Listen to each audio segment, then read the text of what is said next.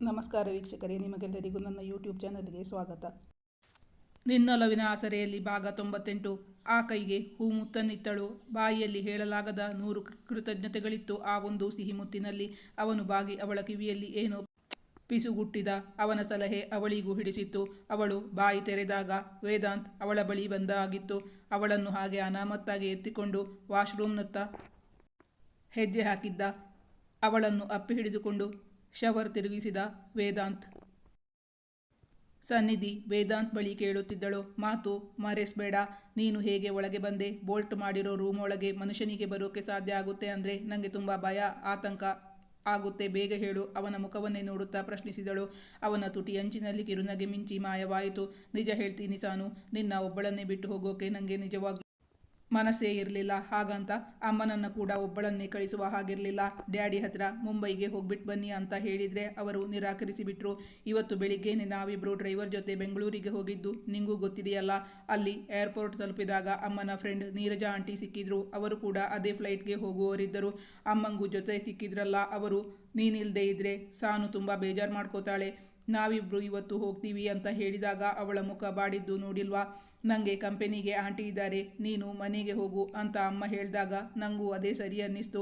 ಅವನು ಬಾಗಿ ಅವಳ ಮುಖವನ್ನು ತನ್ನ ಬೊಗಸೆಯಲ್ಲಿ ಹಿಡಿದುಕೊಂಡು ಅವಳ ಕಣ್ಣಲ್ಲಿ ಕಣ್ಣಿಟ್ಟು ನೋಡುತ್ತಾ ಕೇಳಿದ. ನಿಜ ಹೇಳು ಸಾನು, ನಾನು ನಿನ್ನ ಬಿಟ್ಟು ಹೋಗಿದ್ದಕ್ಕೆ ನೀನು ಆಮೇಲೆ ಅತ್ತಿದ್ದೆ ಅಲ್ವಾ?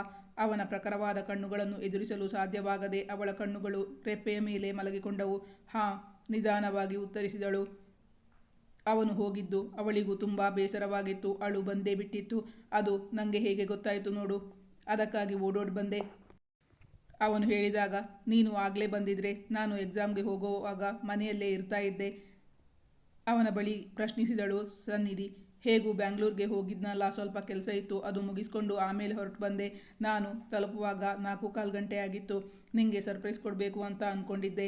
ನನಗೆ ನಿನ್ನೆ ರಾತ್ರಿಯಿಂದ ನಿನ್ನ ಬಿಟ್ಟು ಹೋಗೋ ಮನಸ್ಸಿರಲಿಲ್ವಲ್ಲ, ಸರಿಯಾಗಿ ನಿದ್ದೆನೇ ಬಂದಿರಲಿಲ್ಲ.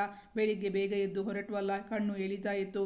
ನಾನು ಬೆಡ್ ಮೇಲೆ ಮಲಗಿ ನಿದ್ದೆ ಮಾಡಿದರೆ ನಿಂಗೆ ನಾನು ಇಲ್ಲಿರೋದು ಗೊತ್ತಾಗುತ್ತೆ ಅಂತ ನಮ್ಮ ವಾರ್ಡ್ರೋಬ್ ಪಕ್ಕದಲ್ಲಿ ಯಾವಾಗಲೂ ಕ್ಲೋಸ್ ಆಗಿರೋ ಒಂದು ಡೋರ್ ಇದೆಯಲ್ಲ, ಅದನ್ನು ಓಪನ್ ಮಾಡಿದರೆ ಅಲ್ಲಿಂದ ಲೈಬ್ರರಿಗೆ ಹೋಗ್ಬೋದು. ಅಲ್ಲಿ ನಂದೊಂದು ಪುಟ್ಟ ಲೈಬ್ರರಿ ರೂಮ್ ಇದೆ. ಅಲ್ಲೂ ಒಂದು ಸೋಫಾ ಇದೆ. ಅದಲ್ಲಿ ಮಲಗಿ ನಿದ್ದೆ ಮಾಡಿಬಿಟ್ಟಿದ್ದೆ. ನನಗೆ ಎಷ್ಟು ಒಳ್ಳೆ ನಿದ್ದೆ ಬಂದಿತ್ತು ಅಂದರೆ ನೀನು ಬಂದಿದ್ದು ಗೊತ್ತೇ ಆಗಿರಲಿಲ್ಲ. ಏನೋ ಸದ್ದು ಕೇಳಿ ಕಣ್ಬಿಟ್ಟು ನೋಡಿದರೆ ಕತ್ತಲು. ನಾನು ಎಲ್ಲಿದ್ದೀನಿ ಅಂತ ಗೊತ್ತಾಗಬೇಕಾದ್ರೆ 2 ನಿಮಿಷನೇ ಬೇಕಾಯಿತು. ಆಗ ನಾನು ಓಡಾಡಿದ ಸದ್ದಿಗೆ ನೀನು ಭಯಪಟ್ಟು ಕಿರುಚಿದೆ ಅನಿಸುತ್ತೆ. ನಾನು ಬೆಡ್ರೂಮ್ಗೆ ಬಂದು ನೋಡಿದರೆ ನೀನು ಕತ್ತಲಲ್ಲಿ ವಾಶ್ರೂಮಲ್ಲಿ ಏನೋ ಮಾಡ್ತಾ ಇದ್ದೀಯಾ ಅಂತ ಅನ್ನಿಸ್ತು. ಆಮೇಲೆ ಏನಾಯಿತು ಅಂತ ನಿಂಗೆ ಗೊತ್ತಲ್ಲ. ವೇದಾಂತ್ ಸಂದರ್ಭವನ್ನು ವಿವರಿಸಿ ಹೇಳಿದ ಬಳಿಕ ಸನ್ನಿಧಿ ಟಬ್ನ ಒಳಗೆ ನೋಡಿದಳು. ಸೋಪ್ ಬಬಲ್ಸ್ ಒಂದೊಂದಾಗಿ ಒಡೆಯುತ್ತಾ ಹೋಗುತ್ತಿರುವುದನ್ನು ಕಂಡು ಅವಳು ಒಂದು ತೀರ್ಮಾನಕ್ಕೆ ಬಂದಿದ್ದಳು. ಹೇಗಾದರೂ ಮಾಡಿ ವೇದಾಂತನ್ನು ಇಲ್ಲಿಂದ ಹೊರಗೆ ಕಳಿಸಲೇಬೇಕು. ಮಾತ್ರವಲ್ಲ, ಆ ಕೆಲಸವನ್ನು ಸಾಧ್ಯವಾದಷ್ಟು ಬೇಗ ಮಾಡಬೇಕು. ಇಲ್ಲದಿದ್ದಲ್ಲಿ ಅವಳಿಗೆ ನಾಚಿಕೆಯಾಗತೊಡಗಿತು. ನೋಡು, ನಿನ್ನ ಸೆಲ್ಫೋನ್ ಹೊಡೆದುಕೊಳ್ತಾ ಇದೆ. ಬಹುಶಃ ಆಂಟಿ ಕಾಲ್ ಮಾಡಿರಬೇಕು, ಹೋಗಿ ನೋಡು ಎಂದು ಅವನ ಬಳಿ ಹೇಳಿದಾಗ ಅವನು ಜೋರಾಗಿ ನಗುತ್ತಾ ಹೇಳಿದ. I am very sure about it. ನನಗೆ ಅದರ ಬಗ್ಗೆ ತುಂಬ ಖಚಿತವಾಗಿ ಗೊತ್ತಿದೆ. ಏನು ಅಂದರೆ, ನಾನು ನನ್ನ ಸೆಲ್ಫೋನನ್ನು ಸೈಲೆಂಟ್ ಮೋಡ್ಗೆ ಹಾಕಿ ನಿದ್ದೆ ಮಾಡಿದ್ದೀನಿ ಅಂತ. ಸೈಲೆಂಟ್ ಮೋಡ್ನಲ್ಲಿರುವ ಸೆಲ್ಫೋನ್ ಹೊಡೆದುಕೊಳ್ಳೋದು ನಿಂಗೆ ಇಷ್ಟು ದೂರಕ್ಕೆ ಕೇಳಿಸ್ತಾ ಇದೆ ಅಂದರೆ ನಿನ್ನ ಈ ಪುಟ್ಟ ಕಿವಿ ಅದೆಷ್ಟು ಶಾರ್ಪ್ ಆಗಿದೆ ಎಂದು ಹೇಳುತ್ತಾ ಮೃದುವಾಗಿ ಅವಳ ಕಿವಿಯನ್ನೇ ಒರೆಸಿದ ವೇದಾಂತ್. ಐನೋ, ಹಾಗೇನಾದರೂ ನನ್ನ ಇಲ್ಲಿಂದ ಸಾಗ ಹಾಕಬೇಕು ಅಂತ ತಾನೇ ನೀನು ಪ್ಲಾನ್ ಮಾಡ್ತಾ ಇರೋದು. ನಾನಂತೂ ಹೊರಡಲ್ಲ. ಇವತ್ತಿಂದ ನಿಂಗೆ ರಜಾ ಸಿಗುತ್ತೆ ಅಂತ, ನಿನ್ನ ಜೊತೆ ಆರಾಮವಾಗಿ ಕಾಲ ಕಳಿಬೇಕು ಅಂತ ಬಂದಿರೋ ನನಗೆ ನಿರಾಸೆ ಮಾಡಬೇಡ ಪ್ಲೀಸ್, ವೇದಾಂತ್ ಅವಳ ಬಳಿ ಹೇಳಿದ. ಅವಳು ಏನೇನೋ ಐಡಿಯಾ ಮಾಡಿ ಅವನನ್ನು ಅಲ್ಲಿಂದ ಸಾಗ ಹಾಕಲು ಪ್ರಯತ್ನಪಟ್ಟರೂ ಅವನು ಅಲ್ಲಿಂದ ಒಂದಿಂಚು ಕದಲಲೇ ಇಲ್ಲ. ವೇದಾಂತ್, ನಿಂಗೆ ಒಂಚೂರು ಮಾನ ಮರ್ಯಾದೆ ಇದೆ ಅಂದ್ಕೊಂಡಿದ್ದೀನಿ ಪ್ಲೀಸ್. ಒಂದು ಹುಡುಗಿ ಸ್ನಾನ ಮಾಡ್ತಿರ್ಬೇಕಾದ್ರೆ ಅವಳ ಬೆಡ್ರೂಮ್ಗೆ ಬಂದು ನೇರವಾಗಿ ಬಾತ್ರೂಮಲ್ಲಿ ನಿಂತ್ಕೊಳ್ಳೋದು, ಅದು ಆ ಹುಡುಗಿಗೆ ಮುಜುಗರ ಆಗುತ್ತೆ ಅಂತ ಗೊತ್ತಾದ ಮೇಲೂ ಅಲ್ಲೇ ನಿಂತ್ಕೊಳ್ಳೋದು ಸರಿಯಲ್ಲ ಅಂತ ಗೊತ್ತಿಲ್ವಾ? ಮತ್ತೆ ನಿಂಗೆ ಈಗಲೇ ಸ್ನಾನ ಮಾಡಬೇಕು ಅಂದರೆ ನಮ್ಮನೇಲಿ ಇದೊಂದೇ ಬಾತ್ರೂಮ್ ಇರೋದಾ? ಬೇರೆ ಬಾತ್ರೂಮೇ ಇಲ್ವಾ? ತುಸು ಅಸಮಾಧಾನ ಬೆರೆತ ಧ್ವನಿಯಲ್ಲಿ ಸನ್ನಿಧಿ ಹೇಳಿದಾಗ, ನೀನೇನು ಹೇಳ್ತಾ ಇದ್ದೀಯಾ? ನೀನು ಹೇಳೋದು ಕೇಳಿದರೆ ನಾನು ದೊಡ್ಡ ತಪ್ಪು ಮಾಡಿಬಿಟ್ಟಿದ್ದೀನಿ ಅಂತ ಹೇಳ್ತೀಯಲ್ಲ. ನಾನು ಬೇರೆಯವರ ಬೆಡ್ರೂಮ್ ಒಳಗೇನೂ ಹೋಗಿಲ್ಲ. ಮಾತ್ರವಲ್ಲ, ನನ್ನ ಹೆಂಡತಿ ಕರೆದ ಮೇಲೇ ನಾನು ನಮ್ಮ ಬಾತ್ರೂಮ್ ಒಳಗೆ ಬಂದಿದ್ದು. ಒಂದು ವೇಳೆ ನೀನಾಗ ನನ್ನ ಕರೆದಿಲ್ಲ ಅಂದರೆ ನಾನು ಖಂಡಿತ ಇಲ್ಲಿ ಬರ್ತಾ ಇರಲಿಲ್ಲ. ಆದರೂ ನಾನು ಮಾನ ಮರ್ಯಾದೆ ಇಲ್ಲದವನು ಅಂದ್ಯಲ್ಲ, ನನಗೂ ಬೇಜಾರಾಯಿತು. ಆಯಿತು, ಈಗಲೇ ಹೊರಟು ಹೋಗ್ತೀನಿ. ಹಾಗಂದವನು ಮತ್ತೊಂದು ಕ್ಷಣವೂ ಅಲ್ಲಿ ನಿಲ್ಲಲಿಲ್ಲ. ಅವನಿಗೂ ಬೇಸರವಾಗಿತ್ತು. ಅವಳಿಗೆ ಬೆನ್ನು ಹಾಕಿ ಅಲ್ಲಿಂದ ಹೊರಬಂದಿದ್ದ ವೇದಾಂತ್ ವಾಶ್ರೂಮ್ ಬಾಗಿಲು ಮುಂದೆ ಮಾಡಿದ. ನಿಧಾನವಾಗಿ ಅವನ ಹೆಜ್ಜೆಯ ಸಪ್ಪಳ ಕಡಿಮೆಯಾಗುವುದು ಕೇಳಿಸಿತು ಸನ್ನಿಧಿಗೆ. ವೇದಾಂತ್ ಎಂತಹ ಹಠಮಾರಿ ಎಂದು ಗೊತ್ತಿತ್ತು. ವೇದಾಂತ್ಗೆ ಏನಾದರೂ ಬೇಕು ಎಂದರೆ ಅವನು ಹಠ ಮಾಡಿ ತಾನು ಅಂದುಕೊಂಡಿದ್ದನ್ನು ಸಾಧಿಸುತ್ತಿದ್ದ, ಅದನ್ನು ವಸೂಲು ಮಾಡಿಕೊಳ್ಳುತ್ತಿದ್ದ. ಅವನನ್ನು ಅಲ್ಲಿಂದ ಕಳಿಸಬೇಕಾದರೆ ಅವಳಿಗೆ ಬೇರೆ ನಿರ್ವಾಹವೇ ಇರಲಿಲ್ಲ. ತನ್ನ ಮಾತಿನಿಂದ ಅವನು ತುಂಬ ಬೇಜಾರು ಮಾಡಿಕೊಂಡಿದ್ದಾನೆ, ಅದಕ್ಕಾಗಿಯೇ ಹೋಗುತ್ತಿದ್ದಾನೆಂದು ಅರಿವಾಗಿತ್ತು ಸನ್ನಿಧಿಗೆ. ಹೌದು, ಅವನು ಹೇಳಿದ್ದು ಸತ್ಯ. ಅವನಾಗಿ ಬಂದಿರಲಿಲ್ಲ. ಅವನು ಬಂದು ದೀಪ ಬೆಳಗದಿದ್ದಲ್ಲಿ ತಾನು ಆ ಕತ್ತಲೆಯಲ್ಲಿ ಭಯದಿಂದ ನಡುಗಿ ಏನಾಗುತ್ತಿದ್ದೆನೋ ಅದನ್ನು ಊಹಿಸಿಕೊಳ್ಳಲು ಸಾಧ್ಯವಿಲ್ಲ. ಅವನ ಮನಸ್ಸಿಗೆ ನೋವು ಮಾಡಿದ್ದಕ್ಕೆ ಅವಳಿಗೂ ತನ್ನ ಬಗ್ಗೆ ಬೇಸರವೆನಿಸಿತು. ಅವನು ಹೊರಟಾಗ ಅವಳಿಗೂ ತನ್ನ ತಪ್ಪಿನ ಅರಿವಾಗಿತ್ತು. ವೇದಾಂತ್ ಬೆಡ್ರೂಮ್ನ ಬಾಗಿಲ ಸಮೀಪ ಬಂದಿದ್ದ. ಲಾಕ್ ಓಪನ್ ಮಾಡುವ ಸದ್ದು ಕೇಳಿಸಿತು. ಇನ್ನು ಒಂದೇ ಒಂದು ಕ್ಷಣದಲ್ಲಿ ಅವನು ರೂಮ್ನಿಂದ ಹೊರಟು ಹೋಗುತ್ತಾನೆ. ಆಗಲೇ ರೂಮ್ನ ಬಾಗಿಲು ತೆಗೆದ ಸದ್ದು ಕೇಳಿಸಿತು ಸನ್ನಿಧಿಗೆ. ಅವನಿಗೆ ವಾಶ್ರೂಮ್ ಬಿಟ್ಟು ಕೊಡೋಣ ಎಂದು ನೋಡಿದರೆ ಅವಳು ಇಟ್ಟಿದ್ದ ಟವೆಲ್ ಕೆಳಗೆ ಬಿದ್ದು ಹೋಗಿತ್ತು. ಅದನ್ನು ಬಳಸುವಂತಿರಲಿಲ್ಲ. ಬಾತ್ರೂಮ್ನಿಂದ ಒದ್ದೆ ಮೈಯಲ್ಲಿ ಬರಬಾರದು ಎಂದು ಅವಳ ತಾಯಿ ಯಾವಾಗಲೂ ಹೇಳುತ್ತಿದ್ದರು. ಅದಕ್ಕೆ ಕಾರಣವನ್ನು ಹೇಳಿದ್ದರು. ಆ ರೀತಿ ಒದ್ದೆ ಮೈಯಲ್ಲಿ ಬರಬಾರ್ದು, ಅದು ಒಳ್ಳೆಯದಲ್ಲ. ಯಾವಾಗಲೂ ಮೈ ಒರೆಸ್ಕೊಂಡು ಬರಬೇಕು ಎಂದು ಮಗಳಿಗೆ ಬುದ್ಧಿವಾದ ಹೇಳುತ್ತಿದ್ದರು ಜಯಂತಿ. ಮತ್ತೊಂದು ಕ್ಷಣವೂ ತಡ ಮಾಡದೆ ಸನ್ನಿಧಿ ಗಟ್ಟಿಯಾಗಿ ಕೂಗಿದಳು, ವೇದಾಂತ್. ಅವಳು ಕರೆದಾಗ ವೇದಾಂತ್ ತಿರುಗಿ ನೋಡಲಿಲ್ಲ. ಒಂದು ಹೆಜ್ಜೆ ಬಾಗಿಲ ಹೊರಗಿಟ್ಟಿದ್ದ. ಪ್ಲೀಸ್ ವೇದಾಂತ್, ಹೋಗಬೇಡ, ಇಲ್ಬಾ. ನಿನ್ನಿಂದ ನನಗೊಂದು ಸಹಾಯ ಆಗಬೇಕಾಗಿತ್ತು, ಮಾಡ್ತೀಯಾ ಪ್ಲೀಸ್? ಅವನಲ್ಲಿ ವಿನಂತಿಸಿಕೊಂಡಳು ಸನ್ನಿಧಿ. ಆಗಲೂ ಅವನು ಒಂದು ಹೆಜ್ಜೆಯೂ ಹಿಂದಿಡಲಿಲ್ಲ. ಈಗ ಸಹಾಯ ಬೇಕು ಅಂತ ಹೇಳ್ತೀಯಾ, ಆಮೇಲೆ ನನ್ನ ಬ್ಲೇಮ್ ಮಾಡ್ತೀಯಾ? ನಿಂಗೆ ಏನು ಬೇಕು ಅಂತ ಅಲ್ಲಿಂದಲೇ ಹೇಳು, ನಾನು ಇಲ್ಲಿಂದಲೇ ಕೇಳ್ತೀನಿ, ವೇದಾಂತ್ ಅವಳಿಗೆ ಉತ್ತರಿಸಿದ್ದ. ನೀನು ಬೆಡ್ರೂಮ್ ಲಾಕ್ ಮಾಡು ಮೊದಲು, ಆಮೇಲೆ ಹೇಳ್ತೀನಿ. ಅವನು ಬಾಗಿಲು ಭದ್ರಗೊಳಿಸಿದ. ನೀನು ಹೇಳಿದ ಕೆಲಸ ಮಾಡಿದ್ದೀನಿ, ಈಗ ಹೇಳು ಸಾನು. ಅದು Vedant, if you don't mind, ವಾರ್ಡ್ರೋಬಲ್ಲಿ ಟವೆಲ್ ಇಟ್ಟಿದ್ದೀನಲ್ಲ, ಅದನ್ನು ತಂದ್ಕೊಡೋಕ್ಕಾಗುತ್ತಾ? ಅವನ ಬಳಿ ಕೇಳಿದಳು. ಫ್ರೀಯಾಗಿ ಯಾವ ಕೆಲಸ ಮಾಡಿದರೂ ಅದರ ಬೆಲೆನೇ ಗೊತ್ತಾಗಲ್ಲ ನಿಂಗೆ. ನಾನು ಮಾಡಿರೋ ಪ್ರತಿಯೊಂದು ಕೆಲಸಕ್ಕೂ ಚಾರ್ಜ್ ಮಾಡ್ತೀನಿ. ಅದಕ್ಕೆ ಓಕೆ ಅಂದರೆ ಖಂಡಿತ ತಂದುಕೊಡ್ತೀನಿ. ವೇದಾಂತ್ ಹೇಳಿದಾಗ, ಆಯಿತು, ಅದೆಷ್ಟು ಚಾರ್ಜ್ ಮಾಡ್ತೀಯೋ ಮಾಡು, ನನ್ನ ಕೈಲಾದ್ದು ಕೊಡ್ತೀನಿ. ಇಲ್ಲಾಂದರೆ ನನಗೆ ಸಹಾಯ ಮಾಡಿ ಪುಣ್ಯ ಕಟ್ಕೊಂಡ ಹಾಗೆ ಆಗುತ್ತೆ ನೀನು. ಮಾತು ಅಂದರೆ ಮಾತು. ನನಗೆ ಪಾಪ ಪುಣ್ಯದ ಮೇಲೆ ನಂಬಿಕೆನೇ ಇಲ್ಲ. ನೀನು ಎಸ್ ಅಂದರೆ ಮಾತ್ರ ನಾನು ಕೆಲಸ ಮಾಡೋದು. ನೋಡ್ತಾನೇ ಇದ್ದೀನಿ, ನೀನು ಆವತ್ತಿಂದ ನನ್ನ ಸತಾಯಿಸ್ತಾ ಇದ್ದೀಯಾ. ಪಾಪ ಹುಡುಗಿ ಅಂತ ಇಷ್ಟು ದಿನ ಬಿಟ್ಬಿಟ್ಟಿದ್ದೆ, ಆದರೆ ಇವತ್ತು ಹಾಗೆ ನಿನ್ನ ಬಿಟ್ಬಿಡೋಕ್ಕಾಗಲ್ಲ. ಮತ್ತೆ ನೆನಪಿಟ್ಕೋ, ನಾನು ಕೇಳಿದ್ದು ಕೊಡಲೇಬೇಕು. ಅವನ ಕಣ್ಣುಗಳು ಮಿಂಚಿದವು. ತುಟಿಯಂಚಿನಲ್ಲಿ ತುಂಟನಗು ಮಿನುಗಿತು. ಅವಳೀಗ ಮತ್ತೆ ತನ್ನನ್ನು ಕರೆದಿದ್ದು ಅವನಿಗೆ ನಿಜವಾಗಿಯೂ ಖುಷಿಯಾಗಿತ್ತು. ಅವನಿಂದು ಕಂಡೀಷನ್ ಹಾಕುತ್ತಿದ್ದ. ತನಗಾಗಿ ಮುಂಬೈಗೆ ಹೋಗದೆ ಇಲ್ಲಿಗೆ ಓಡೋಡಿ ಬಂದವನಿಗೆ ಬೇಸರ ಮಾಡಿಸುವ ಇಚ್ಛೆ ಸನ್ನಿಧಿಗೂ ಇರಲಿಲ್ಲ. ಹಾಗೆಂದು ಅವನೊಂದಿಗೆ ಟಬ್ನಲ್ಲಿ ಸ್ನಾನ ಮಾಡುವುದೆಂದರೆ ಅವಳಿಗೆ ತುಂಬ ಸಂಕೋಚ, ನಾಚಿಕೆಯಾಗುತ್ತಿತ್ತು.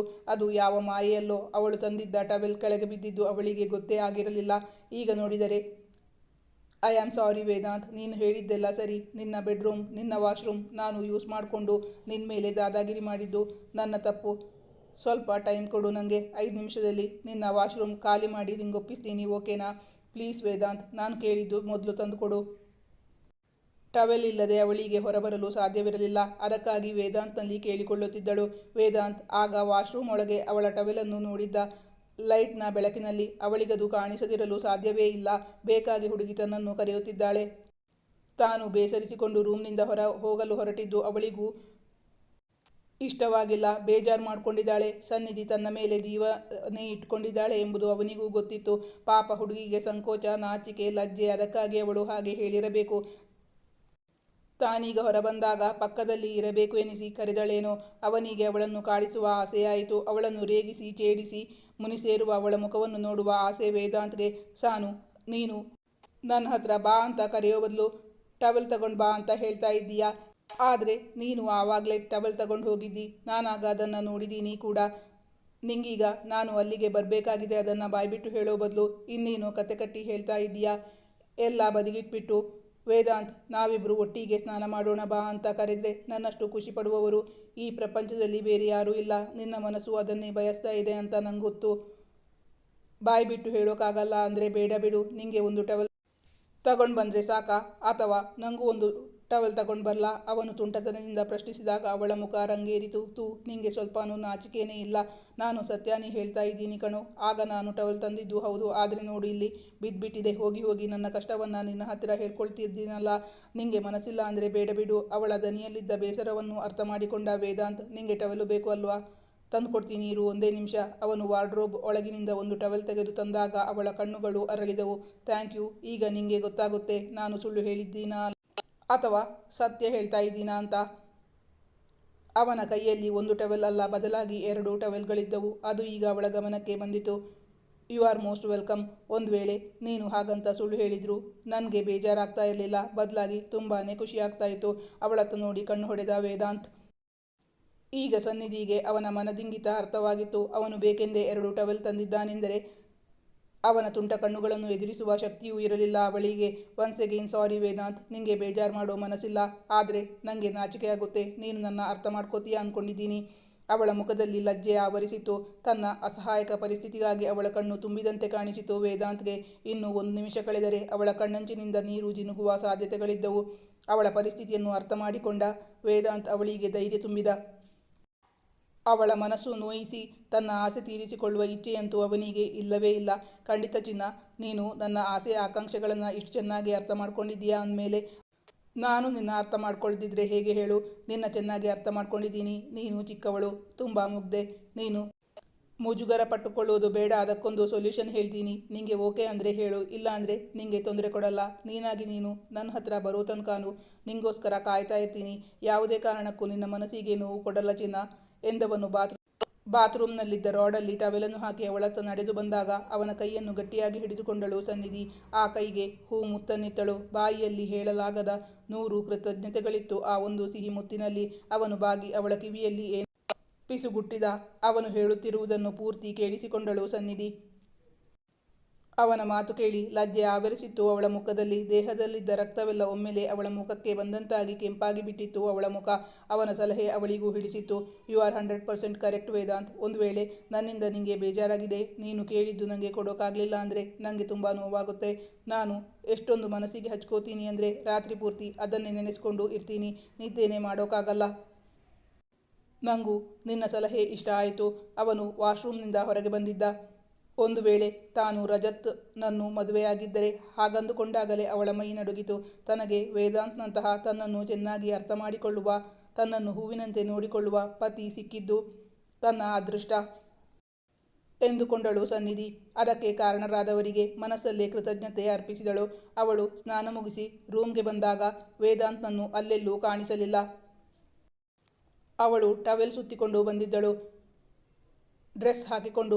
ಅವನು ಆಗ ಹೇಳಿದ್ದನಲ್ಲ, ಅದೇ ಡೋರ್ ಓಪನ್ ಮಾಡಿ ಅವನನ್ನು ಗಟ್ಟಿಯಾಗಿ ಕೂಗಿದಳು ವೇದಾಂತ್. ಅವಳು ಇನ್ನೊಮ್ಮೆ ಕರೆಯಬೇಕೆಂದು ಬಾಯಿ ತೆರೆದಾಗ ವೇದಾಂತ್ ಅವಳ ಬಳಿ ಬಂದಾಗಿತ್ತು. ಅವಳನ್ನು ಹಾಗೆ ಅನಾಮತ್ತಾಗಿ ಎತ್ತಿಕೊಂಡು ವಾಶ್ರೂಮ್ನತ್ತ ಹೆಜ್ಜೆ ಹಾಕಿದ್ದ. ಅವಳನ್ನು ಅಪ್ಪಿ ಹಿಡಿದುಕೊಂಡು ಶವರ್ ತಿರುಗಿಸಿದ ವೇದಾಂತ್. ಹದವಾದ ಬಿಸಿ ನೀರು ಅವರಿಬ್ಬರ ಮೇಲೂ ಬೀಳುತ್ತಿತ್ತು. ಸನ್ನಿಧಿ ಹಾಗೆ ಅವನೆದೆಗೆ ಒರಗಿಕೊಂಡಳು. ಈ ಕಥೆಯ ಮುಂದಿನ ಭಾಗ ಮುಂದಿನ ಸಂಚಿಕೆಯಲ್ಲಿ ಮುಂದುವರಿಯುವುದು. ವೀಕ್ಷಕರೇ, ನಾನು ಹಾಕೋ ಕಥೆಗಳು ನಿಮಗೆ ಇಷ್ಟವಾಗಿದ್ದಲ್ಲಿ ನನ್ನ ಚಾನಲನ್ನು ಸಬ್ಸ್ಕ್ರೈಬ್ ಮಾಡಿ, ನನ್ನ ವಿಡಿಯೋವನ್ನು ಲೈಕ್ ಮಾಡಿ, ನಿಮ್ಮ ಆಪ್ತರಿಗೆ ನನ್ನ ವಿಡಿಯೋವನ್ನು ಶೇರ್ ಮಾಡಿ, ನಿಮ್ಮ ಅನಿಸಿಕೆಯ ಅಭಿಪ್ರಾಯಗಳನ್ನು ಕಮೆಂಟ್ ಮಾಡಿ ತಿಳಿಸೋದರ ಮೂಲಕ ನನಗೆ ಬೆಂಬಲ ವ್ಯಕ್ತಪಡಿಸಬೇಕಾಗಿ ವಿನಂತಿಸಿಕೊಳ್ತಾ ಇದ್ದೀನಿ. Thank you for watching.